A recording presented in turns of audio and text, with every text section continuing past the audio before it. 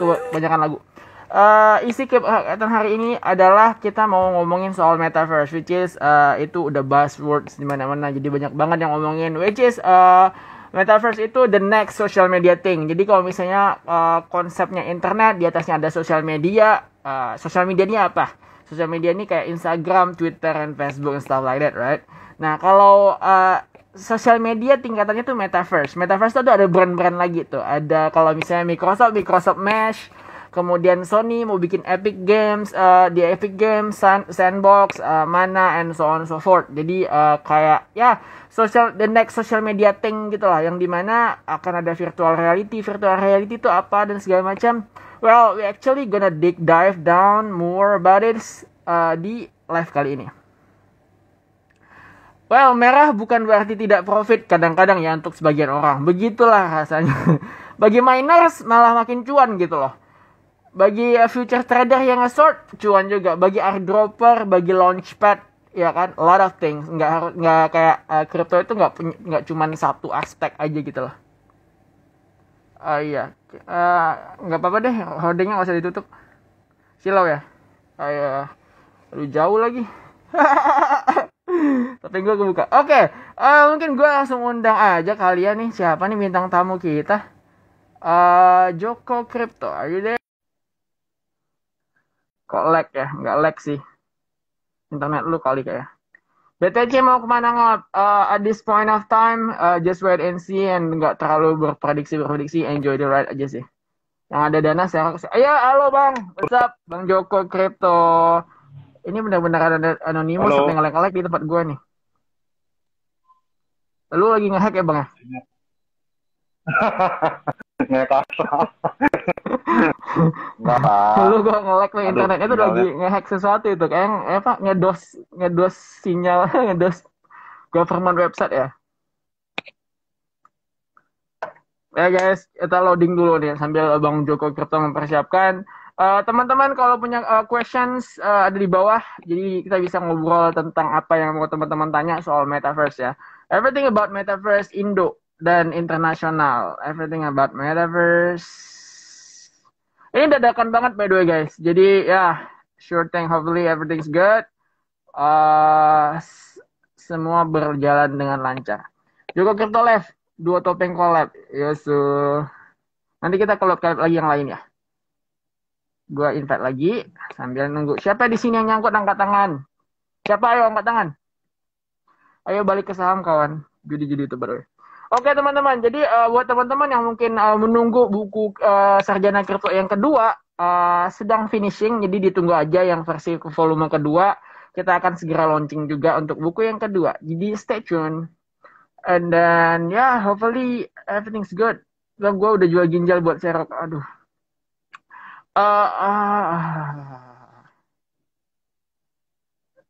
Okay, invited. Hopefully he's here. Okay, re-invited. Gak nyangkut gak asik ya. Sometimes sih. Tapi kalau misalnya udah merasakan nyangkut buat apa gitu kan? Wasting our time sometimes. Tapi ya tetap aja gitu. Halo. Sorry. Aduh, sinyalnya. Aduh. Lu di mana sih bang? Lu nggak di kantor bang ya? Enggak lagi nggak di kantor. Lagi ada kerjaan. Gimana gitu? Iya. Sehat. Mendadak ya bang? Mendadak banget ya bang? Iya mendadak banget. Emang pada suka begitu. Kalau nggak mendadak nggak seru. Biasanya tuh yang mendadak yang jadi gitu ya bang ya? Iya. Kalau direncanain nggak jadi biasanya lama. Aduh. Oke deh bang. By the way bang, pasti ini apa tuh? Topengnya ganti lagi kayaknya nih. Brand new dong. Masa kita numpang topeng brand image orang, terus kita bikin baru dong. Oke. Kayaknya gue bikin baru juga dah. Lu juga dong, bikin desain baru dong. Ya. Coba desain dulu. Gimana? Oke bang, by the way, market crypto lagi tanking alias lagi turun bang. Senang dong bang, pertama-tama karena sebagai miner lu bisa dapat lebih banyak koin gitu loh bang. Betul, itu satu. Yang kedua juga enak lah, pasti kita nyerok lah. Kalau serok kan udah paling enak. Lagi murah, lagi diskon ya serok. Jangan kayak orang naik, hijau baru dibeli. Kayak gitu lah. Kalau gue sih seneng sih. Kalau bisa turun ke 400 dulu lah. Iya, iya, iya. Guys, turun ke 400 dulu kalau bisa guys ya guys. Yang lagi nyangkut-nyangkut Hmm. tidak. Jangan sampai 400 tidak. Yang lagi Bagus ngelam dulu lah. anjir liquid bangsat. Oke, jadi guys, Bang Joko Kripto ini teman-teman pasti udah tahu banget ya, jadi nggak usah dikenalin lagi. Beliau salah satu miner yang berani muncul ya, yang kalau misalnya dihitung-hitung, hitung sendiri lalu sampai puluhan ribu. Gue kira ribuan waktu awal, cuman tapi ini udah puluhan ribu dan beliau juga punya companies yang siap di manage dan siap launching produk-produknya, which is ya hopefully we can see a lot from him di tahun 2022 2023 dan SC juga hopefully bisa bantu dari aspek-aspek tertentu ya untuk Indonesia yang lebih baik. Nah, Bang, ngomong-ngomong Nah, soal untuk Indonesia yang lebih baik, Bang.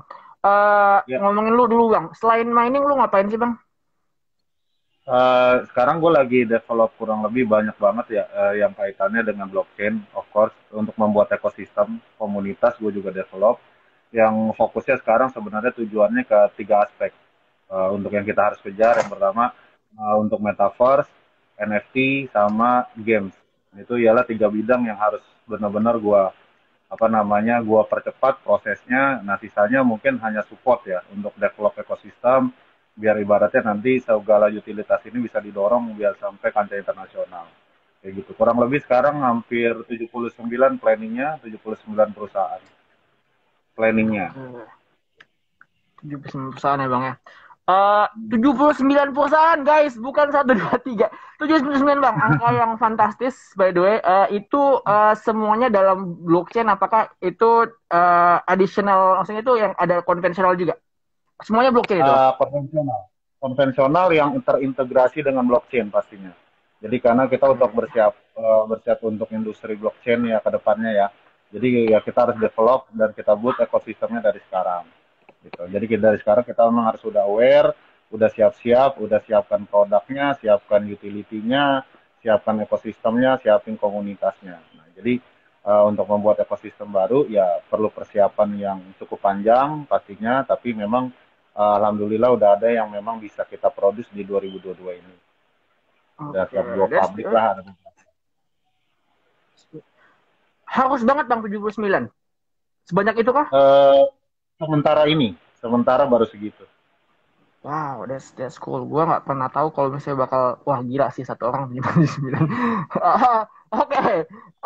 Mungkin suatu saat kita ngobrol-ngobrol soal 79 ini, Bang. By the way, Ya, Bang Joko sempat nyebut soal metaverse NFT dan game. Bukankah ini satu kesatuan yang bisa digabungin, Bang? betul, tapi secara development dia harus jadi entitas yang berbeda, bro. Jadi ibaratnya kita nggak bisa katakan ini satu produk, tapi dia kok produk yang kompleks. Kayak kita bicara metaverse, metaverse itu berarti lebih kompleks lagi. Artinya lu sama aja kayak bikin dunia baru, lu harus bikin di situ partisi-partisinya yang khusus. Nah itu satu. Kedua kalau kita ngomongin games, spesifikasinya di mana games ini akan connect ke dalam metaverse-nya. Jadi mungkin lebih ke arah ekosistem, lebih ke arah sosial community. Nah itu di dalam metaverse-nya. Gitu. Terus kalau kita bicara NFT, NFT ialah bagian daripada metaverse itu sendiri. Gitu. Jadi NFT kan lebih ke arah produknya ya, yang akan kita jual, yang akan kita jadikan instrumen untuk investasi di dalam metaverse. Jadi tiga ini nggak bisa dijatakan satu kesatuan, tapi tiga entitas yang berbeda yang ada di dalam satu community. Nah, komunitinya ialah metaverse, kira-kira gitu. Oke. Oke, gitu ya, Bang. Gue juga baru baru ngerti ini, Bang. Dan gue pengen belajar lebih banyak sama Bang Joko nih. Metaverse itu kan sebenarnya adalah nama lain sosial media, tapi lebih integrated dan juga ada namanya dia ngomongin soal virtual reality. Virtual reality itu Ya. adalah di mana sebuah dunia di mana dia latensinya rendah. Artinya kalau misalnya kita sosial media sekarang, gue misalnya nge-post sesuatu, lu bisa komen 10 jam lagi. Tapi kalau misalnya virtual Ya. reality benar-benar real time. Jadi kayak latensinya rendah Ya. dibandingkan sosial media yang aslinya. Jadi itu upgradable dari sosial media saat ini. Nah, metaverse itu sendiri adalah bentuk dari industrinya, bentuk platformnya kayak sosial media kita bilang media sosial, ada mereknya brandnya Instagram, Facebook, Twitter, and so on and so on. Nah, kalau metaverse itu ada namanya Sandbox, kalau Microsoft mau launching Microsoft Mesh, Sony Epic Games, Facebook sama metaverse-nya, Sandbox dan lain-lain. Bang, menurut Bang Joko, aspek apa aja sih yang bakal berubah nih dan dari apa namanya dampaknya pergeseran ke metaverse ini bang? Nah, jadi gini, kalau kita ngomongin itu berarti kita harus pahami dulu ya tentang konteks metaverse sendiri ya, di mana Hmm. bro udah tahu metaverse itu tuh kayak kumpulan dunia virtual, di mana interaksi dalam bentuk virtualnya dapat terjadi antar pengguna media teknologi. Misalnya dia bisa apa aja, misalnya di dunia nyata lah, di dunia virtual lah, itu semua bisa, gitu. Baratnya di dalam metaverse itu. Nah, konsep yang paling gampang sebenarnya metaverse ini kayak kita menongkrong misalnya di kafe virtual, terus kita main game bareng di dunia virtual itu, terus kita jual beli atau berdagang NFT di dalam itu. Jadi itu bisa aja bentuknya apa-apa. Misalnya kayak sekarang ada yang jual tanah, jual aset digital, item di dalam game itu sebenarnya salah satu ekosistem. Jadi metaverse itu kayak bro bisa bikin metaverse sendiri, gue bisa bikin metaverse sendiri. Jadi Google bisa bikin metaverse sendiri, Facebook bisa bikin sendiri. Jadi semuanya bikin sendirilah tentang metaverse itu. Nanti siapa, kita belum tahu nih leading up-nya siapa nih metaverse. Apakah jangan-jangan punya gue ya, who knows ya. Tapi ibaratnya dibandingkan, ya semangat kan boleh Amin. ya, visi Iya boleh. boleh. Tapi ibaratnya ya kalau dibandingkan dengan yang lain ya memang mereka one step ahead lah. Tapi bukan berarti kita Indo mau ketinggalan lah. Kita do everything I can ya ibaratnya buat bikin ekosistem metaverse kita dikenal. Udah. Itu satu. Kedua ya kita udah tahu tentang metaverse kalau misalnya si Google ini juga udah bikin project VR namanya Project Starline, lu juga udah tahu kan. Nah itu jadi konsepnya juga beda, dia pakai augmented reality atau AR gitu. Terus kalau misalnya di Facebook kan dia bikin juga tuh ibaratnya sampai tokennya udah bikin mungkin salah satunya Libra. Nah project dia dinamakan tapi dia konteksnya lebih ke arah chat, VR headset atau something like that. Dia bikin kayak project Cambria sorry atau Horizon Marketplace. Nah itu jadi semuanya udah pada bikin sendiri bro gitu. Jadi arahnya memang udah ke sana gitu. Itu belum perusahaan-perusahaan lain gede seperti Tencent. Nah terus Yes. Epic Games yang punya Fortnite yang baru lu tahu dia udah ada 350 juta pemain yang daftar, lu bayangin bro gitu. Itu Ya, bukan ya. angka yang kecil gitu, untuk lu membuat dunia metaverse gitu. Jadi kalau bicara tentang apa yang akan terjadi di metaverse ini, of course semua arahnya udah ke sana sih bro. Kalau buat kata gua ya gitu. Oke. Itu Bang secara garis besar itu internasional nih. Ibarat kalau misalnya Ya, kita ngomong marketplace, ada Amazon, ada Alibaba itu internasional. Dan di Indo pasti ada pemain sendiri kayak Tokopedia, kayak Bukalapak. Menurut lo nih Bang, di Indo who is kan kan gini kata gua harus kasih dulu nih premisnya. Kalau kata Newton itu, gua bisa besar karena gua melihat jauh karena gua duduk di bahunya raksasa. Nah, gue ya, concern lu adalah tuh salah satu giant lah, ya kan di bidang lu ini gitu lah. Nah, kan dengan lu ya. jadi giant, lu bisa ngeliat nih sekeliling lu siapa nih dari yang akan menjawab pertanyaan gue nih. Who is actually the big guy yang bisa deliver ini, yang akan kita juga selain lu ya, yang bisa deliver yang kita konsep yang tadi bilang, Metaverse Indonesia. Kalau untuk leading bro, ini gue jujur aja di antara teman-teman kita semua juga semua sama konsepnya pada mau bikin ke arah sana. Tapi kalau lu bicara lead up berarti kan barangnya ada dulu, Oke. komunitinya ada dulu. Nah, yang jadi masalah sekarang komunitasnya sangat-sangat sulit di Indo karena orang itu Indo itu sekarang perlunya edukasi dulu bro sebelum ngomongin metaverse. Artinya ngomongin crypto mining aja nih orang masih sanksi gitu. Terus orang ngomongin hal-hal NFT aja orang masih sanksi. Terus gimana mau punya komunitas? Jadi sebenarnya pertanyaan itu terlalu tusun lah untuk Oke. lo kasih pertanyaan itu. Tapi lebih ke arah sekarang gimana caranya orang ngerti dulu nih tentang metaverse itu apa sih? NFT itu apa sih? Terus kripto dalamnya apa aja sih? Nah, hal-hal seperti ini aja orang masih sangat sedikit sekali yang tahu. Jadi lu bayangkan dari sekian minoritas yang baru tahu tentang kripto, baru aware aja, itu dia nanti dipecah lagi dari berbagai ekosistem. Nah, udah makin kecil lagi, makin sempit lagi. Jadi pertanyaannya sebenarnya Indonesia mau melek tentang industri yang baru ini atau enggak gitu. Web 3.0 ini orang mau awake enggak? Kalau nggak mau awake ya susah juga bro. Kita jawab siapa yang akan leading up gitu loh. Kalau teman-teman sih semua persiapannya ke sana gitu, termasuk gue. Tapi kalau untuk leading up ya kita nggak tahu lah. Gitu. Apa yang akan Gue suka leading up. ini. Jadi Karena kan, beli, ya silakan. sorry, sorry. ya, ya lanjut, lanjut, lanjut. Ya Kalau karena leading beliau up tahu susah. nih what is too soon, apa yang current situation, beliau udah bisa bedain tuh. Jadi dia tahu aspek-aspeknya. Good, good answer though. Oke, thank you. Nice. Oh, oke. Oke, Bang. Jadi kita di current situation di mana Indo memang masih banyak hal-hal yang perlu di-educate lah, Bang ya, dan dari segi informasi segala macam dan juga apa nah interaksi ke dalam industrinya sendiri, NFT segala macam. Eh dari lu sendiri nih, metaverse lu apa yang lu sekarang sedang kembangin dan gimana caranya lu untuk solving tadi masalah yang tadi itu? Yang pertama pasti gini, kalau kita mau ngomongin metaverse itu kan next step-nya. Tapi gini, orang ya kalau gua ibaratnya sekarang fokusnya ke lebih arah untuk nge-reach tentang edukasinya dulu, Mas Bro. Jadi Oke. gimana caranya pesan gue ini sampai dulu, gimana caranya bisa nyampe ke seluruh orang dulu nih. Itu dulu fokusnya gue. Sambil kita bikin produknya. Artinya secara edukasi harus kita memang kasih tahu dari awal gitu, dari hal-hal yang mendasar dulu karena memang ya lu udah tau lah kita ini kan telat ya, bahasa sukanya telat terhadap sesuatu yang baru dan terbiasa skeptis terhadap perubahan informasi. Jadi kalau strategi gue yang pertama ialah gue akan tetap jalan paralel dari bikin produknya, bikin teknologinya dengan edukasinya. Jadi ibaratnya di sini pasti orang-orang yang melek duluan yang akan dapat manfaat lebih dibandingkan orang yang melek belakangan.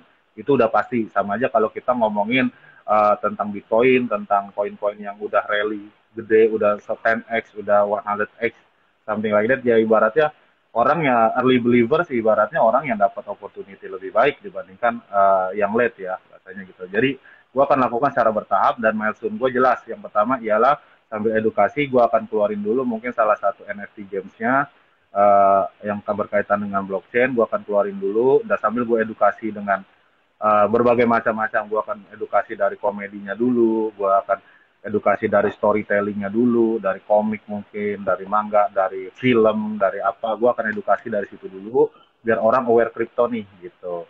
Nah, ketika orang udah aware, barulah kita bisa ajarkan. Kalau orang belum aware, susah juga bro gitu loh. Tentang ini apaan sih? Ini orang kan skemanya sekarang skeptisnya jelek. Ah, ini mah money game lah. Kalau Bitcoin itu, nah kayak kayak gitu sih bro. Jadi masih apa namanya agak-agak sulit lah ibaratnya. Jadi tapi kita trying hard lah kalau milestone gue udah jelas dari awal sampai akhir kita udah bikin roadmap-nya. Jadi kalau Oke. langkah-langkahnya ya udah kita hitung lah. Mudah-mudahan sesuai Oke. plan. Oke, amin, amin. Oke, jadi kalau misalnya bisa saya simpulkan, Bang, agak sulit juga, Bang ya. Maju kena, mundur kena. Kenapa maju kena? Ada policy maker yang juga belum siap, walaupun kita udah siapin community segala macam.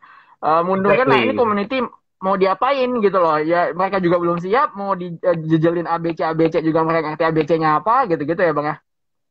Iya, tapi gue yakin sekali ya bro, ibaratnya semua tidak bisa menolak perubahan zaman dan perubahan teknologi.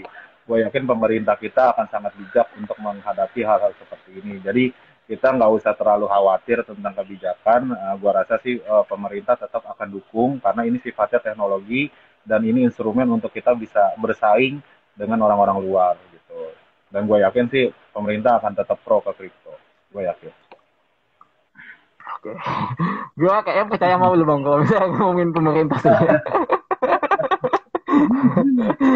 Bang Joko nih ya kan. Kalau yang lain belum tentu, gue nggak tahu soalnya. Oke deh, ngomong-ngomong soal pemerintah dan lain-lain gitu ya Bang ya. Apa tuh namanya? Jadi sebagai gua yang interest selain gua trading, apa aja yang bisa gua lakukan Bang untuk bisa moving forward or at least ngebantu orang-orang kayak lu ataupun anggaplah notes-notesnya ya yang educate people. Apa yang bisa gua lakukan misalnya follower-follower ini yang lagi komen nih, apa yang bisa gua lakukan untuk ngebantu adopsi itu Bang di Indo? Jadi gini, kalau menurut gua tetap ya bro, kita kan di sini tujuannya sama-sama mengeduket tentang kripto. Jadi of course ya Hmm. kita harus sebenarnya gua harap artis-artis juga influencer-influencer ini awake tentang adanya perubahan teknologi tentang kripto ini. Jadi ya gua sih kalau kita boleh berpesan ke sesama influencer, ke sesama artis atau semacamnya orang-orang yang punya pengaruh, setidaknya mulai membuat edukasi tentang kripto ini karena situasi kan pasti akan berubah ketika hal ini semua terjadi ya bro ya. Jadi yang harus kita lakukan yang jelas ya pasti terus ngasih konten yang ibaratnya sifatnya mendidik gitu loh. Dan kita harus stop konten-konten yang sifatnya toksik lah gitu. Gue sih nggak setuju sih dengan konten-konten kayak gitu. Maksudnya ya informasi kan banyak yang terupdate ya bro ya. Mendingan ya kita kasih aja lah sesuatu yang bermanfaat. sesuatu yang kira-kira sifatnya informatif, teknologi, semacamnya gitu. As long itu terjadi sih, mau sarjana kripto, mau itu Joko kripto, ini kan sebenarnya kita bicara tentang sosok aja ya kan yang menginginkan kripto ini bisa lebih dinotis oleh orang-orang karena ekosistemnya sudah terjadi di skala internasional. Jadi gua harap banyak orang-orang seperti kita yang hadir untuk membantu edukasi tersebut atau orang-orang yang sudah aware, artis-artis, influencer yang sudah aware untuk membantu menyebarkan campaign tentang awareness about crypto ini gitu loh.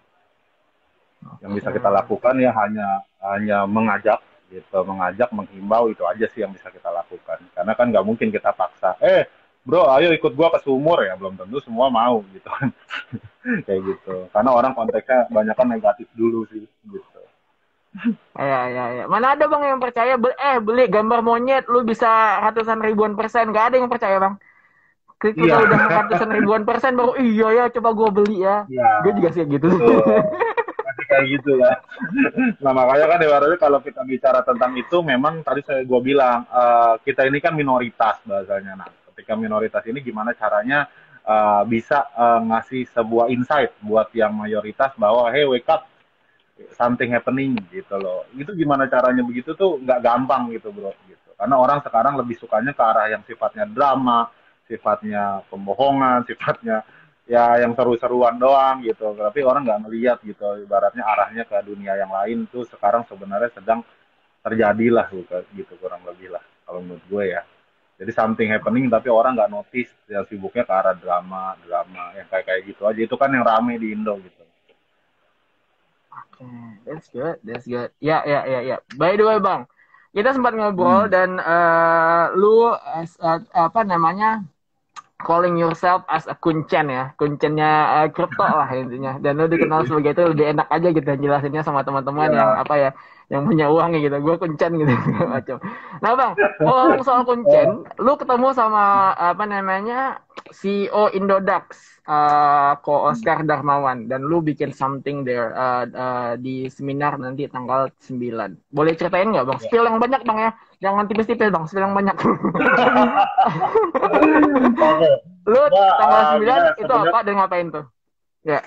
intinya sih sama tujuan gua sama Pak Oscar itu sebenarnya sama. Kita tujuannya ialah tetap ya bro ya mengedukasi, mengajarkan ke orang ibaratnya tentang yang tadi gua udah sampaikan ya kita ngomongin tentang apa sih namanya apa yang akan terjadi di Crypto 2022 ini. Kita akan bikin analisis yang make sense di sana yang bisa kalian research juga itu satu. Kedua ya pastinya kita akan kembali lagi mengajarkan karena banyak yang minta ke di DM gue itu hampir ratusan mau nanya tentang cara mining.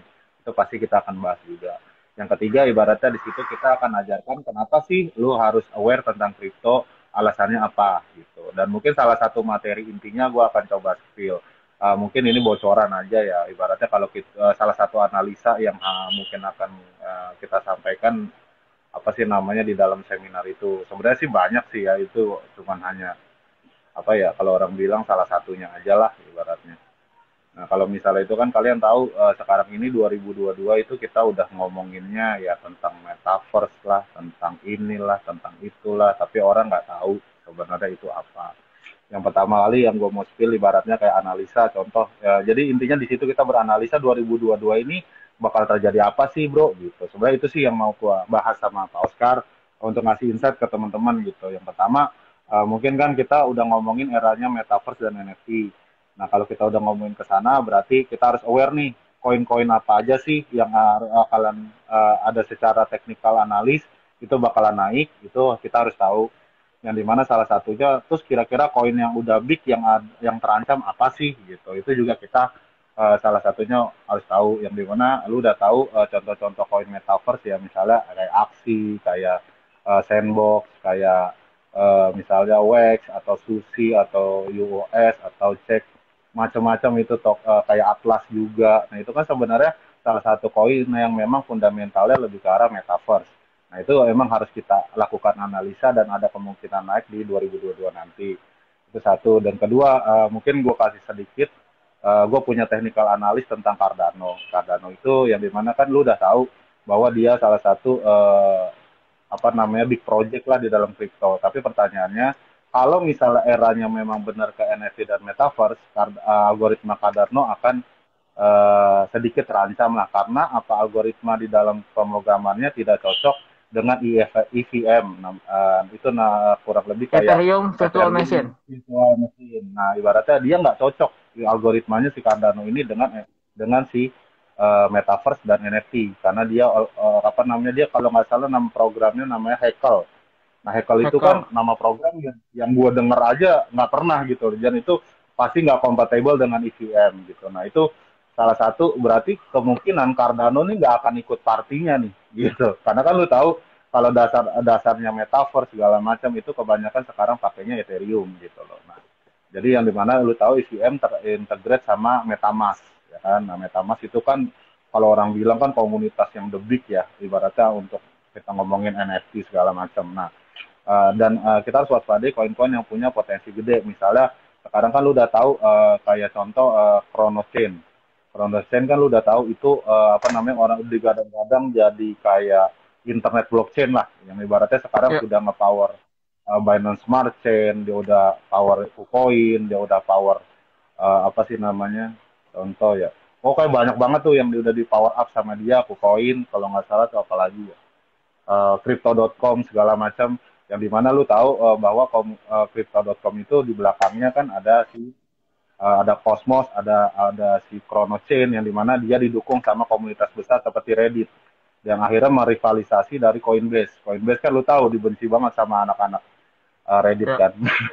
Kayak gitu. Mahal Jadi banget ada fee-nya dan kemungkinan lain-lain ya. betul ya makanya kemungkinan yang harus diwaspadai ialah kenaikan koin yang namanya Cosmos gitu. Karena Cosmos itu memang benar-benar bagus atau pas untuk integrate NFT dan metaverse. Ini salah satu contoh insight-nya aja ya. Gitu. Itu sih kembali lagi analisa gua bro gitu. Jadi kemungkinan Cardano nggak akan ikut party, Cosmos akan kemungkinan naik karena dia memang digadang-gadang jadi pelopor industri 3.0. Sorry bukan industri, internet 3.0. Web 3.0 lah bahasanya. Karena teknologi dia yang memang mirip-mirip gitu loh, mirip-mirip dan sesuai, kompatibel, pemrogramannya juga mirip-mirip. Jadi itulah ya salah satu skill dari gue. Sudah di spill guys, thank you. Jadi ya, kalau teman-teman mau join itu tiketnya udah mau habis, bisa ke profilnya Sarjana Joko Kerto ya. Nanti teman-teman tinggal pakai kode-kode gitu bisa dapat diskon ya bang ya. Iya, iya, iya. Gaskan guys, mumpung masih sisa, tinggal kita 2 hari lagi. Jadi teman-teman gercep ya, seminar sama webinar. By the way bang, ngomong-ngomong Ya. soal itu, ngomong-ngomong soal seminar dan webinar, dengar-dengar lu juga ada namanya kembangin crypto komedi bang. Boleh diceritain nggak bang? Crypto komedi itu Oh konsepnya iya. apa sih? Konsepnya sebenarnya gini, kan kita selalu stres dengan kripto ya bro ya. Ibaratnya kita dikit-dikit kritik Betul. tentang Kalau kripto. tidak cuan. Ya, karena tidak cuan, karena gitu kan. Kalau ibarat tidak cuan kan apapun ya bro ya. Ibaratnya mau kita Iya. bisnis konvensional atau umum, cuan gak cuan kan tetap aja kan kita harus nanggepinnya dengan kepala dingin. Nah tujuan gue Betul. bikin crypto komedi yang pertama ialah untuk edukasi dulu. Kedua untuk ngebiasain mental kita untuk menang, untuk kalah gitu. Jadi hati lu tuh jadi lama-lama mati gitu. Nah cuman kan kalau kita ngomongin ya kayak zaman dulu nih bro nih kayak zaman Sunan menyebarkan agama Islam dia pakai Siap. wayang. Nah kalau gue Siap. pakai komedi karena komedi bagi gue bisa lebih diterima gitu di kalangan-kalangan miners. Apalagi nanti komikanya juga ternyata kan pengalamannya nyangkutnya banyak gitu loh. Jadi kayak gitulah ibaratnya. Tapi ya tapi kalau hal itu jadi jokes gitu ya ibaratnya orang kan akhirnya lebih aware gitu, lebih sebenarnya untuk mengedukasi biar lu tuh nggak all in lah, terus ada teknikalnya lah, terus lu nggak sembarangan memilih lah. Nah kadang itu bisa lebih diterima dibandingkan penjelasan serius kayak di sini nih misalnya. Orang kadang malah nggak nangkep gitu, tapi ketika orang dijelaskan dengan komedi atau kita dengan jokes itu orang akan lebih nyaman gitu dengernya. Karena kan audiens itu kan harus dapat juga pencerahan lah bahasanya. Tapi pencerahan itu kadang nggak bisa langsung, harus muter dulu ke kiri, muter dulu ke kanan, baru balik lagi sebenarnya tujuannya sama mengeducate cuman kan crypto komedi ini kan lebih apa ya bahasanya komedi itu lebih diterima oleh masyarakat gitu loh jadi kita akan coba campaign untuk mengedukasi kripto dengan komedi jadi lu bisa fun di sana ternyata nggak jauh. Oh nih mungkin ya contoh lah misalnya BTC turun, tapi lu denger jokesnya Mo Sidik atau Yuda Keling gitu, dan akhirnya lu ketawa. Nah, siapa tahu itu bisa bisa lu mikir biar nggak cut loss gitu loh ibaratnya. Oh lagi koreksi Ya, nih ya. gitu. Jadi mulutnya nggak toksik gitu loh. Itu sih rencananya. Gua akan campaign kurang lebih hampir 150 event di seluruh Indonesia untuk apa namanya ngomongin tentang komedi kripto. Gila, gokil sih. Almost every aspect disentuh loh, sampai komedi-komedi juga disentuh. Film juga rencana bang ya, ikut bang. Rencana film. Pokoknya semua lah anyway, ibaratnya. anyway, joke aside, baik lagi nih ke proyeknya Bang Joko nih, sama tadi mau bikin sama Pak Oscar, sama kok ada crypto komedi. Bang, ngomong-ngomong soal project, Bang Joko nih lebih prefer blockchain mana, dan project-projectnya itu dibangun di atas blockchain apa nih Bang? Kalau gue sih custom ya bro ya, kan gue Oh, ibaratnya yang harus kita kejar sebenarnya kalau blockchain sih manage gue sendiri satu oh yang ya? di mana nanti ya artinya tetap ya kita pakai source code orang kita modifikasi untuk mempercepat proses. Nah kita jalan dulu, nah baru sambil gue development sambil ngikutin nanti arus pasarnya kemana. Jadi tetap nanti kita akan keluarin lagi blockchain yang baru lagi, ibaratnya yang dimana di situ nanti pasti jadinya pairing gitu, yang dimana itu bisa support secara teknologi. Nah kan sekarang kita nggak tahu nih arahnya mau kemana, hanya bisa menganalisa segala macam kan. Yang itu harus kita tahu bahwa sebenarnya analisa kan kita harus tahu ibaratnya sekarang mungkin lebih baik. Oh kita pakai Polygon nih misalnya, kita pakai Solana lah, kita pakai apalah. Itu kan yang orang sekarang berpikir asumsinya seperti itu. Tapi secara kebutuhan tetap kita nggak tahu. Semua itu yang ditentukan oleh komunitas. Selama komunitasnya bisa besar, apapun jenis blockchainnya orang tetap pakai gitu. Yang penting kan orang nggak rugi, orang nyaman pakainya, terus kecepatan transaksinya juga bagus, terus ibaratnya bisa dipakai di berbagai ekosistem dan likuidasinya juga gampang. Nah itu sih intinya arah blockchain harus seperti itu bro. Kalau misalnya blockchain gue sendiri, mainnet gue sendiri, of course dia base-nya gue ngambil dari awalnya dari Solana gitu. Oke. Itu salah satunya. Oh, gue hampir mau nanya, soalnya gue tertarik banget sama apa namanya rebuild something new kayak gini. Kenapa? Karena kalau misalnya lu bikin build blockchain sendiri, lu yang kedua lah menurut gue ya setelah Vexanium, which is itu agak tough untuk angkat blockchain baru sih. Nah, betul betul. Maka dari itu di situ gua nggak mau ngambil terlalu high speculation yang dimana nanti akan berdampak terhadap jaringan blockchainnya juga. Jadi intinya kita yang penting starting up, kita warming up untuk membuat entitas yang lebih besar lagi tentang blockchain. Artinya di situ kan lu juga perlu resource orang banyak banget, nggak sedikit bro, ibaratnya untuk ngedevelop tentang blockchain lu sendiri. Yang dimana tetap tujuannya lu bikin blockchain sendiri ialah menyesuaikan dengan kebutuhan pasar. Nah, untuk itu kita nggak boleh high speculation yang akhirnya nanti membuat program itu stuck atau rusak. Nah, itu juga gue nggak mau gitu. Makanya di sini gue ambil safety plan dulu sambil membentuk ekosistem. Kalau misalnya itu kan gue miners, ibaratnya gue punya hash rate, gue punya private power yang ibaratnya bisa cover jaringan itu. Jadi nggak menutup kemungkinan gue akan bikin proof of work juga gitu. Jadi starting up kita di proof of stake ya siapa tahu nanti safety-nya kita bikin decentralized, kita bikin proof of work, nggak menutup kemungkinan juga. Yang penting kita lihat dulu nanti sebenarnya arah crypto ini mau ngapain dan mau kemana. Gitu. Kalau kita prediksi dan analisa ya kita tahu bahwa yang sekarang bagus ialah Polygon, Solana, Ethas, ya itu ibaratnya memang basically yang memang jadi favorit dan kelihatannya juga arahnya ke sana. Gitu. Tapi kita harus tetap bersiap plan A, plan B, plan C gitu. Jadi jangan sampai kita gagal di tengah jalan. Itu sih yang dikhawatirin. Jadi tetap kita secara milestone ambil yang paling aman dulu, bro. Bukan highly speculation. Oke, that's a good plan dong. Karena ya baik lagi kan, karena Ethereum 2.0 katanya Juni, terus gue baca artikel juga dan gue sempat lihat story lu juga katanya masih 50%, which is itu takes sometimes, dan benar-benar kayak kita diambang di mana ketidakpastian, di mana tapi di ketidakpastian itu kalau misalnya benar-benar bisa melihat kesempatan bisa cuan ya bang ya, itu bagusnya bang ya. Oke. Betul. Yang bisa kita katakan pasti ialah era berubah ke kripto. Itu aja. Yang gua memang 100% sure about that gitu loh.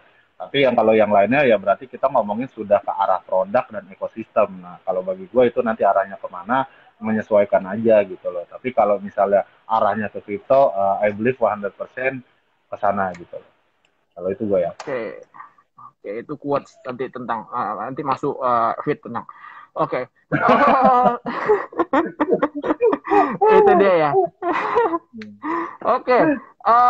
Mungkin satu dua pertanyaan lagi Bang sebelum kita recap dan apa namanya ya. Indonesia itu punya 250 juta dan kriptonya ada sekitar 10 juta. Dan, bisa spill nggak Bang kalau misalnya lu hasil ngobrol lu sebelum sama Pak Oscar itu apa sih yang harus kita gencarin lagi Bang untuk ekosistem di Indo tuh karena kalau misalnya dilihat dari kebanyakan itunya orang-orang lebih lebih tertarik dari profitability karena kita juga SDM-nya rendah gitu. Ya, memang benar. Artinya di sini kalau kita bicara tentang apa sih namanya likuidasi ya, ibaratnya pump and dump ya, dan something like that, kita harus tahu bahwa paradigma orang kita, orang nggak peduli apapun. Ibaratnya gue nggak peduli lah, mau lu mau bikin apa, lu mau bikin apa, orang kadang-kadang nggak terlalu peduli sama itu. Karena kenapa? Orang minim banget ilmu tentang kripto itu, akhirnya dia memang akhirnya jadi market pump and dump gitu. Nah, jadi ibaratnya tetap pembayaran itu tidak akan terjadi ketika tidak ada kepentingan khusus dari si blockchain developer itu sendiri. Nah, jadi koin-koin yang stabil itu kalau kata Pak Oscar Darmawan dan gue setuju dengan bahasa dia ialah koin-koin yang punya fundamental dan utilitas yang diatur dengan baik. Tapi tidak ada yang sifatnya kayak gorengan, itu yang dimaksud sih. Maksudnya oh ini jelas ini kalau gua bikin ini tuh tujuannya buat ini dan sudah berlaku dan sudah jalan. Sehingga supply rilisnya juga dijaga gitu loh. Jadi ibaratnya nggak sampai oh ini yang penting oh gua keluarin aja. Nah, itu akhirnya jadi sampah kan yang kayak gitu bro, lu tahu. Nah, jadi intinya kalau koin yang ibaratnya bagus itu yang pasti dijaga supply-nya dan dengan utilitas yang jelas. Jadi arahnya memang kalau lu ditanya market Indo memang lebih ke arah pump and dump gitu. Jadi tidak banyak holders tapi banyakkan lebih ke arah traders yang dimana notabene-nya dia untung dia exit gitu. Karena paradigma kita yang penting cuan-cuan aja. Tapi orang nggak berpikir future-nya mau gimana gitu. Artinya ketika lu pump and dump terlalu sering itu otomatis pasti rate lu untuk nyangkut itu lebih banyak gitu loh dibandingkan lu profit. Sedangkan investor-investor yang modelnya kayak gua sekali entry ya bisa ngegulung lebih dari 100 kali atau 1000 kali lu trading gitu loh. Jadi sekali doang kalau gua gebuk sekali, dua kali, udah gitu doang. Nah, mungkin lu udah ngabisin waktu untuk trading bisa 100 transaksi, bisa 50 transaksi ya gue sekali doang, ger udah jadi. Sebenarnya kan hitung-hitungnya sama aja, cuman gak nyita pikiran gitu. Nah, untuk mengedukasi hal seperti ini kan gak gampang bro ya. Makanya di sini orang itu harus enjoy dulu untuk menikmati tentang kripto ini ada apa yang bisa dimainin di dalamnya atau mungkin apa bisa sih nggak sih gue gantiin pekerjaan gue tapi gue main kripto aja. Nah itu kan sebenarnya diinginkan orang gitu, real aspek ya bahasanya. Makanya games itu akan jadi favorit karena juga usernya kan pasti milenial dan Gen Z ya, yang dimana lu bayangkan ketika lu main di dalam games itu lu bisa cari nafkah yang literally bisa sama dengan gaji UMR di tempat lu. Nah, bagi gua kan bedanya apa gitu loh kan. Nah, itu sebenarnya ketika jadi intinya rencana gua sama Pak Oscar kurang lebih sebenarnya edukasi yang sifatnya sama. Tapi kalau gua lebih ke arah gimana caranya kripto itu lu main jadi fun. Jadi lu menikmati tentang kripto itu, tapi tidak menikmati atau lu hektik karena violasinya. Tapi lebih ke arah lu di situ enjoy, ngikutin di dalam komunitasnya, lu nikmatin sambil rebahan, sambil lu nungguin harganya bagus. Ketika bagus ya ibaratnya lu berarti dalam misalnya anggaplah contoh ini, lu nge-hold koin misalnya 2-3 tahun. Tapi di situ lu nggak ada kerjaan nih, nggak ngapa-ngapain, lu nge-hold doang, aset lu semua di situ. Lu nggak punya kerjaan lain, tangan lu gatel kan bro, pengen jual lah, Sangat. pengen cut loss lah. Nah itu sangat kan. Nah tapi gue berusaha untuk membuat situasi di mana lu fun, karena gue pada waktu itu gue kuat nge-hold koin dari harga Ethereum 160.000 sampai first step awal gue di 25 juta, itu karena gue sambil main game dan gue nggak peduliin. Terus gue dapat lagi di 2018, terus gue jual di 2021, itu sama, gue sambil main game, sambil enjoy jalan-jalan kemana, sambil ngurusin bisnis gue yang lain. Tapi sekali gebuk udah bisa bikin lu apa namanya rada pensiun gitu loh bro ibaratnya. Udah bikin lu literally bener-bener lu pensiun. Yang sisanya sekarang kehidupan lu yang harus lu pikirin bukan cuma finansial lagi, tapi lu untuk cari gimana caranya hati lu tuh lebih terisi sama orang lain gitu loh. Jadi sekarang Oke. kebahagiaan konteksnya macam-macam ya bro. Money can buy Ya. everything, cannot buy everything kan, lu udah tahu itu. Tapi tetap aja kebahagiaan bukan karena uang gitu loh. Tapi banyak konsep-konsep kebahagiaan yang lain. Jadi di sini gue pengennya nih orang bisa buat gue bisa bikin ekosistem yang dimana orang jalaninnya itu fun bro gitu, sambil main game lah, sambil di dunia virtual lah, sambil ibaratnya nongkrong di dunia virtual sehingga nggak kena corona, nggak kena covid ya kan. Jadi lu nyantai, lu mager, tapi lu bisa ngasilin duit dan lu bisa tetap jadi orang yang bertanggung jawab buat keluarga lu gitu. Nah itu sih keinginan gue bro, itu mimpi gue, dream gue kayak gitu gitu. Jadi kurang lebih ketika gue ketemu Pak Oscar, visi misi kita tuh sama bro gitu. Pengen bikin kripto ini jadi enjoy gitu. Makanya di situ gue bikin kayak kripto komedi atau apa. Jadi waktu lu nanti habis buat di situ dan lu bisa nyari duit juga dari situ, ya intinya sama aja gitu loh. Jadi gue pikir Ya, ya ya. sama cuman hanya beda aja. Of course kan lu jadi kalau gue nih ya gue muslim bro. Jadi semakin lu banyak waktu lu kosong, semakin banyak juga waktu lu ibadah. Menurut gue, kok sama-sama lu kerja, sama-sama lu dapet duit ya kan. Nah ekosistem itu bro yang gue mau buat, yang gue pernah mimpikan, yang sekarang lagi coba gue wujudkan gitu. Tapi kan mewujudkan ini nggak gampang. Kita perlu apa namanya kesatria-kesatria hebat dari Indonesia nih, ibaratnya orang-orang yang punya visi dan mindset yang bagus untuk ngebantu gue develop ekosistem ini. Jadi gue itu hanya seorang visioner, tapi tetap gue butuh semua bisa support di ekosistem gue. Kira-kira gitu sih. Gue suka tuh sekali gebuk ya lupakan ya. Tapi ada habis itu pensiun. Ya, bagaimana lah bro? Tapi bang, masalahnya tuh kebanyakan sekali gebuk jatuh bang. All in. Oh, Nyangkut. ya enggak lah, Oh, maksudnya beda kan, nasib bang. kan lu bayangin gini bro. Nih ya kan lucu ya orang itu. Kalau gue sekali gebuk nggak gitu. Misalnya anggaplah gue tuh gebuk tuh nggak sel instan bro. Gue taruh tembok, Oke. udah taruh aja tembok, tadi juga ditelen gitu. Itu namanya Iya. kan enak tuh. Nah saya kalau Iya, market iya. lagi tiang listrik, itu kan apa aja ditelan bro. Lu taruh duit lu Betul. 100 miliar, 200 miliar, habis bro, apalagi di Binance. Kayak Iya, receh iya, kan. iya. Lu tinggal Iya, taruh iya, aja iya. tembok, udah lu tinggal tidur, besok lu lihat. Gitu doang jualnya. Iya, Namanya iya. market Betul, lagi di betul. atas. Iya, iya, Tapi kan iya. ya baratnya ya nggak pusing gitu loh bro jadinya.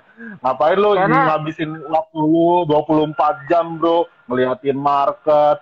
Oh lu liatin terus lu belajar. Sorry nih ya, sorry sekali lagi lu liatin candlestick. Violasi market kripto itu luar biasa naik turunnya. Kadang candlestick itu malah nggak kepake. Yang kepake hanya fundamental. Ini sekali lagi tips dari gua. Jadi kalau kripto itu tidak bisa kita, menurut gua ya, tidak bisa kita prediksi dengan candlestick. Kita tidak prediksi menurut gua.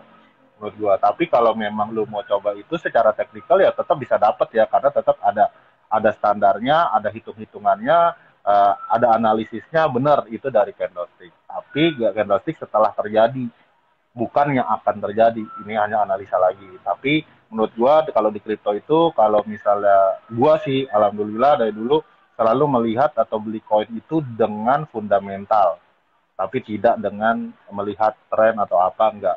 Ibaratnya gue yakin, gue baca portofolio, gue lihat utilitas realnya, oh ya ini bagus ya udah lu taruh gitu.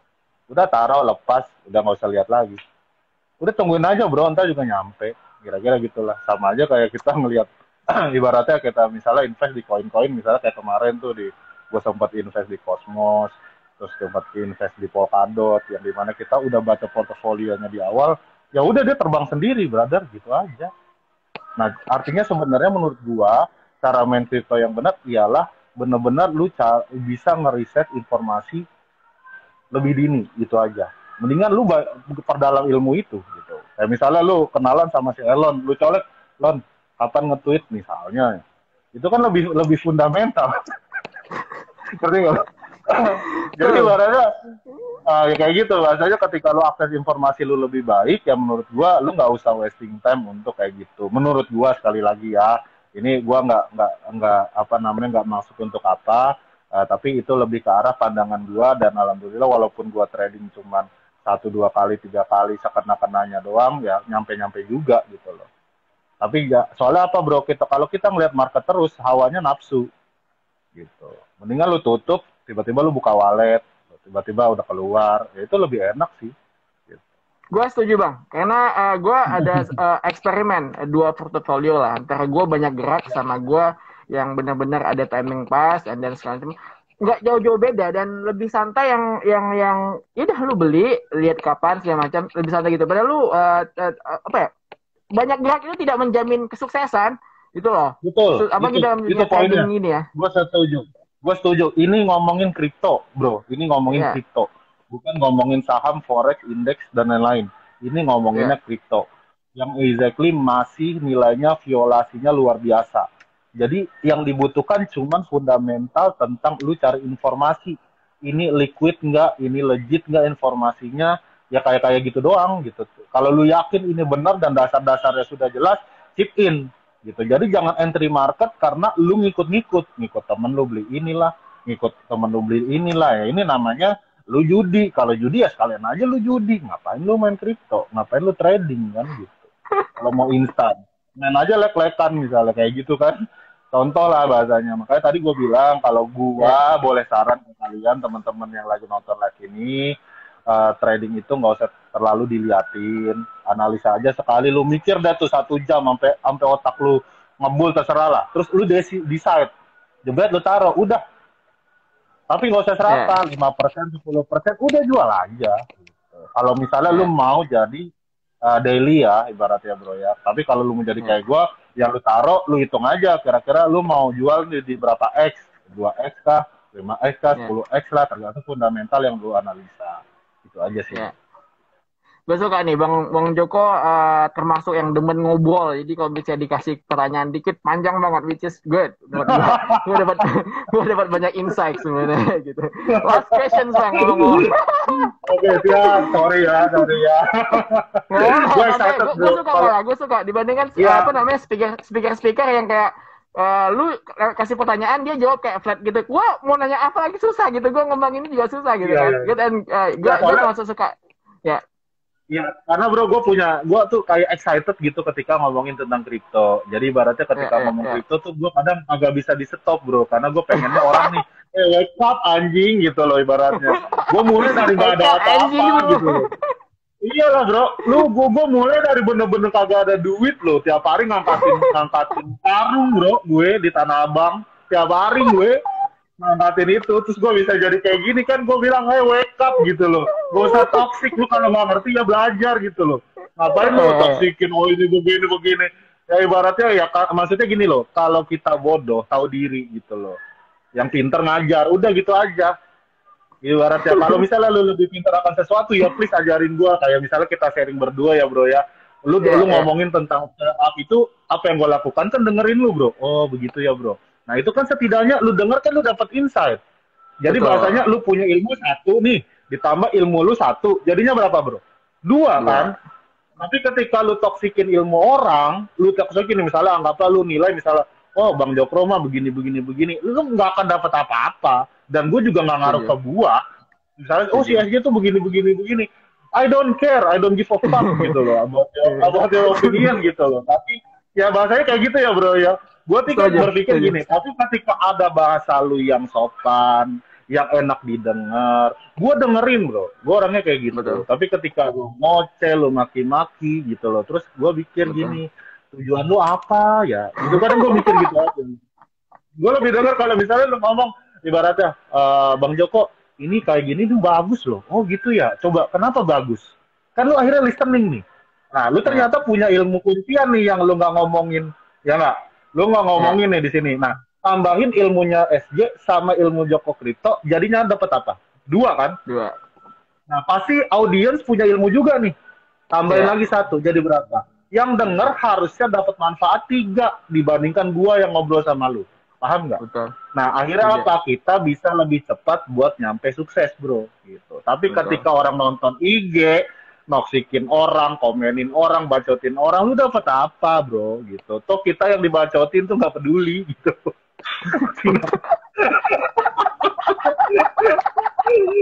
Ya gitulah ya, karena apa ya, ibaratnya gue kan nggak kenal, misalnya anggaplah ya ada orang komen terus toksik bahasanya gini, gue nggak kenal lu bro, ibaratnya gue susah waktu gue nggak bisa makan, lu di mana gitu, terus sekarang lu komentarin hidup gua, why gitu. Ya ini sekali lagi sifatnya edukasi. Gue pengen masyarakat kita tuh cerdas lah bro, ibaratnya kalau Betul. memang bagi pakai ilmu gue ya pakai, kalau bagi kalian gak bermanfaat ya ya udah diem aja, simpen, keep for yourself lah gitu, maksudnya. Oh ya udahlah, kayaknya menurut gue nggak setuju dengan opini Bang Joko yang begini, ya udah tinggalin, kan nggak ada yang maksa juga gitu loh. Terus misalnya ilmu sarjana kripto nge-share bla bla bla bla bla bla, lu nggak setuju nih, ya udah tinggalin aja, ambil yang baik, buang yang menurut lu nggak bagus, selesai, ya kan, enak bro. Betul. Betul. Ya kan, Setuju. hati lu tenang, nggak jadi toksik, hati lu, otak lu juga lebih kebuka. Ketika orang ngoceh, ngomong, ngobrol, kan otaknya mati bro, kupingnya mati, dia nggak denger, dia bisanya ngoceh. Kayak gue ngomong sama lu nih, kan ngoceh nih, ya kan, berarti kan gue nggak bisa dengerin lu dong. Nah, kalau gue bayangin ketika orang, gue nih ada siapapun ngoceh, terus oh, ya lu nggak denger lah bro, kayak gitu. Ya, Mendingan setuju. diam, dengerin, dapat, oh ini nggak kepake, ini kepake. Nah itu sebenarnya Ya. salah satu rasio gue bisa cepat gitu, karena gue sering dengerin orang-orang kayak sarjana kripto, gue sudah dengerin Oscar Darmawan, jadi ilmu terasa, oh nambah terus ilmu gue gitu, kayak gitu aja, karena kan ilmu ilmu yang mempercerminkan kondisi ekonomi kalian, menurut gue ya bro ya, kalau misalnya gitu. Ya menurut gue gitu ya, ya karena kan bedanya gue sama sarjana kripto kan hanya mindset bro, Ya, sama-sama ya, makan ya. nasi, ya kan? Betul, betul. Sama-sama Betul. ibaratnya bisa baca, bisa tulis, ya ibaratnya nggak ada bedanya dong kita. Ya, Benar nggak? ya. Yang beda berarti Setuju. kan cara kita berpikir, menganalisa masalah, menyikapi masalah, terus pengetahuan kita di dalam dunia kripto, keputusan, keberanian, semuanya itu kan akhirnya jadi dasar yang bikin siapa diri lu. Gitu. Ini sorry sekali lagi ya, Mas Sarjana kripto. Gue kadang kalau ngomong suka kelepasan. Nggak apa bang, Tapi bang. tujuan gue baik kok. Tujuan gue Apalagi baik. kalau lepasan, Tujuan gue. insight koin bang. Mantap tuh bang. Waduh. Tadi kan udah gue spill tuh. Udah. Ini lain kali bang ya. Ya, Kalau bisa nah, mau masuk, kita tapi kabarin bang. ya makanya kan gue bilang ini sekali lagi disclaimer, tapi gue Ya, coba ngejelasin poin itu berdasarkan fundamental. Nah, hal-hal seperti itu yang bikin gue akhirnya invest bro. Oh ya gue invest nih kayaknya oke. bagus gitu. Karena gue Setuju, lihat setuju. dulu, oh, nah, ibaratnya mau jadi nggak jadi ya udah taruh aja, nggak bikin miskin kok. Karena kenapa nggak bikin miskin? Karena lu pakai manajemen. Ibaratnya lu jangan Betul. all in juga di satu keranjang, ya lu goblok namanya. Emang lu dukun gitu. Ya, karena lu sama gue apakah nggak pernah salah, ya sering salah, tapi kan sekalinya Ya, menang kan 10x, ya, 20x, 30x ya. gitu, tapi ya akhirnya nggak menutup yang satu dua yang gagal tadi, kayak gitu sih bro. Yang penting pas lu benar, lu profit lebih gede daripada lu masalah gitu lah. Yes, betul. Dan akhirnya kita tidak emosi, tidak ngelakuin trading secara emosi, tidak karena kebutuhan, karena mungkin frustasi. Misalnya lu habis judi, kalah judi nih, terus lu masuk kripto, ada koin dikit, lu hajar, lu hajar, lu hajar ya. Nyangkut, nyangkut lu. Ya, betul, betul, betul. Itu tuh kebanyakan Gitu orang yang lah, banyak bro. banget tuh. Oke, Nah, makanya gua Bang pengen, Joko bikin ini. Apa tuh? ya gue pengen makanya orang-orang jangan asal entry, itu aja sih bro. Gitu. Makanya gue Ya, lebih pengen, gue seneng banget kalau orang Indo tuh lebih jadi orang yang riset dulu, baru dia entry. betul, Gitu. betul. Ya Bikin walaupun cuman edukasi. ya, anggaplah setahun, iya anggaplah 1 tahun cuman ya 4 kali trading, 5 kali trading, tapi kan sekali trading jebret lu bisa dapat 100 juta, 200 juta, seger gitu loh. Dibandingkan Ya. ibaratnya, tarik min plus min plus min plus min plus loss. Ya tunggu emosinya doang loss. Gitu aja. Ya udahlah Iya, bro, iya, kayak iya. gitulah sedikit. Oke bang, last question sih bang, yang paling gue mau tanya. Kita nih misalnya udah cuan segala macam gitu-gitu kan bang. Yang baru-baru isu baru-baru bang, NFT mau dipajakin. Ngomongin soal pajak nih bang, pandangan lu di Waduh. level lu ngomong Pak Oscar itu responnya seperti apa sih bang? Untuk apalagi kita yang masih kecil-kecil gini bang, soal pajak ini Ya bang. artinya gitu. Itu kan masih dalam tahap discussion ya bro ya, belum tidak ada keputusan yang signifikan yang memang sudah real berbentuk SK dan keputusan. Artinya wacana-wacana yang dimunculkan ke media atau apa itu kan bahasanya kan pemerintah kan butuh respon. Respon dari lu tuh apa gitu, keberatan atau tidak, terus kalau keberatan kenapa, Oh, kalau nggak oke, keberatan oke. kenapa, ya Ya, menurut ya. gue ya ibaratnya apapun regulasinya pastinya kan sudah akan dipertimbangkan min plusnya gitu loh ke kita, kadang orang Oke. ibaratnya kan pemerintah pasti udah tahu ini kan blockchain ini kan sangat susah sekali karena dia sifat blockchain lu udah tahu private ya, private secure. Nah ini mau diregulasi berarti kan yang harus ditingkatin sebenarnya bukan angkanya tapi awarenessnya. Ini sekali lagi menurut gue gitu. Kalau gue sih selalu berpendapat ke teman-teman, tolong bantu tingkatkan awarenessnya orang gitu loh, awarenessnya dulu gitu. Baru ketika sudah awareness, baru punishmentnya bagaimana. Jadi orang biasanya lebih terima gitu dibandingkan aturan dulu, skak bla bla bla bla, orang aja yang dikasih aturan kagak ngerti bahasanya. Akhirnya dia muter lagi, muter lagi, muter lagi ya kagak ya gitu-gitu aja jadi kucing-kucingan lagi ya buat apa jadinya regulasi gitu loh.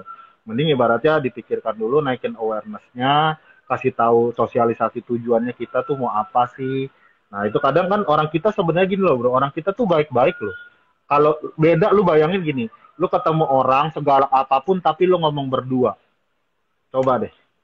Orang kita tuh apa ya baik bro, jadi kalau asal di ngomong kedua baik-baik orang biasanya lebih dengar gitu. Sama aja maksud gua, kalau gua boleh saran ya pemerintah turun ke bawah edukasi, terus bertanya dulu, open discussion, meeting atau zoom atau apalah dia buat seminar. Kan orang orang kita ini bisa kok diajak ngobrol gitu loh, nggak harus apa namanya dipaksa menurut gua sekali lagi. Tapi gue yakin pemerintah, teman-teman yang udah gue sering ngomong, ibaratnya mereka tetap dukung lah ibaratnya apapun buat kemajuan bangsa ini, itu dasar ya bro ya. Dan gue setuju dan gue yakin mereka akan lebih pemerintah akan lebih positif nanggapin ini, dan mereka tahu ibaratnya mereka juga sebenarnya nggak mau memberatkan tapi tetap apapun bentuknya semua harus diatur. Kalau lu nggak mau diatur ya lu hidup aja di hutan gitu loh, itu pendapat gue gitu. Kalau lu nggak mau diatur, ya misalnya lu nggak mau diatur mak lu nggak mau diatur bapak lu nggak mau ada RT, polisi, ya terus lu nggak mau ada pemerintah, ya lu tinggal aja di gunung, di hutan sendirian udah. Ya udah nggak ada yang ngatur tuh. Gitu. Tapi kalau lu hidup bersosialisasi, pasti lu hidup dengan aturan dan norma yang berlaku. Jadi wajar aja kalau diregulasi. Kalau misalnya Mas SJ tanya gue pendapat, ya bagi gue itu pendapat gue. Pendapat gue manusia hidup, apalagi di sebuah negara, harus mau diatur. Tapi setidaknya aturan ini harus dibahas, didiskusikan dengan baik sehingga bisa diterima oleh seluruh masyarakat. Itu saran gua gitu, sekali lagi itu pandangan gua. Oke, mantap Wagyu A5. Karena gue sempat baca tweetnya ini, Bang, Arnold, Chef Arnold. Jadi dia kita sama sekali tidak menolak pajak, tapi kita pengen sesuatu yang tidak ambigu gitu. Ya, betul. Nah, makanya kan ini masih didiskusikan karena ibaratnya nggak lucu kan kalau pemerintah habis ngegas A, tiba-tiba berubah jadi B, jadi C, jadi D. Ya, jadi sebenarnya kita, memang penyesuaian itu perlu proses, bro. Kecuali maksa. Justru harusnya kita tahu itikat baik pemerintah. Kalau nggak maksa, gitu. Harusnya respon masyarakat lebih positif dong, ibaratnya. Oh, tahu nih pemerintah nggak mau maksa nih, pengennya semua sama-sama enak, ya kan? Nah, makanya dia pelan dulu, ngobrol dulu, ajuin gagasan, biar ditelaah, ditelaah, ditelaah, baru di sounding. Nah, mungkin kan ada proses di DPR, di apa ya, gue nggak ngerti namanya itu proses pemerintah ya, gue nggak tahu. Kalau lu tanya gue kagak ngerti. Gitu kan, gue ngertinya ngomongin kripto doang. Gitu. Kalau regulator ada yang lebih expert pasti. Nah nanti nanyanya ke yang lain tuh mas. Nanti kalau bisa kita live bareng Dirjen Pajak nih tuh nih. Waduh. Canda guys. Canda guys. Oke. Bang, ya gue minta waktu bentar untuk recap ya bang. Ya siap, siap. Ya guys, jadi ngomongin metaverse itu juga masih dalam bentuk yang konsep yang setengah jadi, belum jadi banget, tapi juga kita apa namanya udah menuju ke sana on the way lah ya, termasuk dari luar itu semua tuh udah berebutan, ibarat mereka tuh ngelihat the next Instagram, mereka pengen bikin, oh ini bakal jadi the next big thing, tapi gua nggak harus jadi cepet-cepetan, tapi konsepnya komunitasnya juga kagok nih, jadi kita kejut, wah cepet banget gitu dan belum jadi, makanya kalau kita ngomongin metaverse, the thing adalah the next social media, the next upgrade, ada virtual reality. Cuman beda device aja. Kalau misalnya lu biasa pakai handphone ataupun laptop untuk akses sosial media, sekarang lu pakai namanya itu kayak apa namanya headset VR gitu-gitu. Jadi ada cuman upgrade gitu doang, tapi tetap ada internet, tetap ada dan segala macam. Tapi yang lebih kerennya lagi akan integrate sama blockchain dan crypto, the whole thing, you know the ideas kan guys, gitu-gitu. Dan gue salut sama gue ketemu nih Bang Joko karena beliau punya visi lah di Indo ya. gue lihat beberapa juga yang lain toko-toko yang lain dan coba compare dan kita coba gimana ya Indo tuh kalau misalnya ngomong lu Indo, Indo ketinggalan terus gitu. Nah, kalau ada satu pentolan kenapa nggak kita bantu? Karena kita bukan bangga karena dia bisnis ini segalanya, tapi akan represent Indo yang lu bilang itu loh, Indo yang lu rame-ramekan itu loh. Jadi kalau nggak kita siapa lagi? Gue sih mindsetnya seperti itu sih. Di luar dari konteks bisnisnya ya guys ya. Itu jadinya. Dan kedua soal apa namanya tadi Bang Joko ada bikin event buat teman-teman yang mungkin masih mau belajar segala macam, market juga lagi beres. Sebenarnya gue pribadi juga mau market mau beres atau bullish gue belajar dari banyak orang, dari buku, dari seminar, dari webinar. Dan menurut gue buat lo yang mungkin baru-baru banget baru apa namanya generasi COVID apalagi ya yang baru banget belajar terus tiba-tiba dapat bear market kayak gini, kepoin aja nih Bang Joko nih. Gue rasa beliau juga udah cukup dari apa yang dia sampaikan lu udah pasti tau lah kapasiti dia. Gue suka banget karena beliau bukan cuma punya uang tapi juga beliau well rounded sama apa yang dia omongin, which is good. Ada 50-50 lah. Ini bukan menjilat ya Bang ya.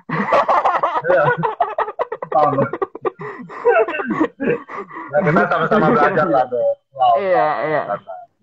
Itu dia guys ya. Dan buat teman-teman yang kita soal pajak juga yang terbaru, beliau kemarin itu Bang Joko ngeliatin beberapa stakeholder dan segala macam, makanya gue tanyain pendapat beliau soal pajak, which is apa yang lagi hot banget sekarang. Tapi teman-teman itu cuma isu yang buat dilempar, ngelihat gimana respon kita. Tapi walaupun nanti dipajakin segala macam, kita perlu benar-benar sesuatu yang jelas, yang clear. Dan sebenarnya juga orang Indo nggak takut bayar pajak ya kalau misalnya gimana-gimana, yang penting jelas dan juga ada timbal balik lah pajaknya ngapain gitu loh gitu, dan things will be good. Ya itu Bang, kalau dari Bang Jeko gimana Bang, ada kata-kata terakhir atau mau promote webinar atau gimana Bang, silakan. Ya artinya gini, kalau untuk webinar gini di situ gue akan coba kembali lagi ya sama seperti misi gue tentang edukasi, yang memang kalian pengen dengar lebih jauh tentang cara mining, terus pandangan apa yang akan terjadi di kripto di 2022 nanti atau ke depannya, atau buat teman-teman yang pengen tahu ibaratnya bener-bener nggak ngerti sama sekali kripto itu apa, di situ gue akan coba jelasin juga dari awal, tapi tetap gue persingkat dengan bahasa yang lebih mudah. Nah di situ nanti kalian akan dapat pandangan langsung, analisis langsung, skill langsung, sampai ke surprise yang akan gue adain khusus untuk peserta webinar. Karena kalian tahu sukses itu butuh keberanian dan sukses itu pilihan ibaratnya. Jadi miskin itu cuman kondisi, ya kan? Sukses itu baru pilihan. Jadi itu kembali lagi ke kalian. Kalian mau memilih tetap dengan ilmu kalian yang hanya segitu, tapi tidak di-upgrade, yaitu kembali ke diri kalian masing-masing. Di sini gue hanya berusaha untuk menyampaikan sesuatu, menginformasikan momen, mengedukasi tentang apa yang akan terjadi di kemudian hari. Itu aja. Kalau kalian yang memang masih mau, bisa cek story gue, bisa cek di feed gue. Di situ ada linknya gue kasih. Dan sekarang tiketnya tinggal lost call tiket untuk webinar. Jadi nggak banyak lagi sisanya. That's alright. Thank you Bang atas waktunya, sejam penuh kita mungkin mau maghriban dulu Bang Joko mau maghriban. Thank you banget Bang. See you again. Bye. Ya. Makasih. Yo. Bye. Thank you.